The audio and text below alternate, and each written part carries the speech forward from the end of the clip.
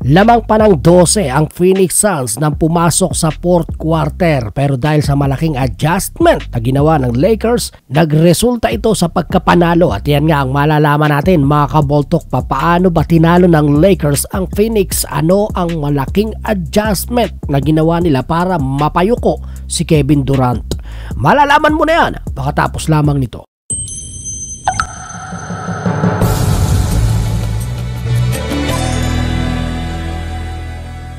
Ang depensa ni Christian Wood ang isa sa nagpapanalo sa Lakers. Noong una, ang 6'5" na si Austin Reeves ang pinagbabantay kay Durant. Aminin man natin o hindi, masyadong maliit si AR para kay KD, kaya naman nagmumukhang madali lamang sa kanya ang mga tira niya. Sa katunayan, naka 30 points na si Kevin Durant sa unang 3 quarter. Pero pagdating sa fourth quarter, malaking adjustment na ang ginawa ng Lakers. Inilagay nila si Davis at Christian Wood sa harapan ni Kevin Durant. May pagkakataon pang nado-double team nila Wood at AD si Kevin Durant, kaya napopuwersang ipasa ni Durant ang bola. At dahil nga diyan ang resulta, mas kasukat ni Durant ang mga bumabantay sa kanya at tila ba no easy looks ang tira ni Durant. Well, hindi naman lahat pero mostly nahihirapan na si KD dahil nga biglang lumaki ang bantay niya.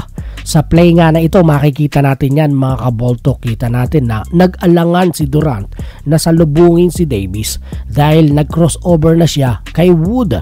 Pero nakaabang din si Wood dyan, kaya naman pull-up jumper ang ginawa ni KD. Pero dahil nga malaki si Wood, nawala sa forma ang tira ni Durant. Halatang iniwasan niyang matapalan siya, kaya patay ang butiki.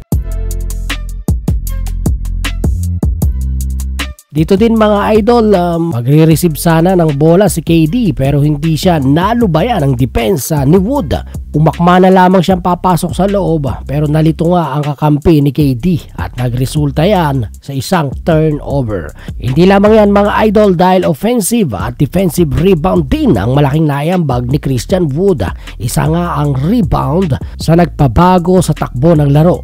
Dahil sa tangkad ni Wood at bilis para makabalik sa depensa ay crucial na para sa comeback win ng Lakers. Dahilan yan para mabaliktad ng Lakers ang laban.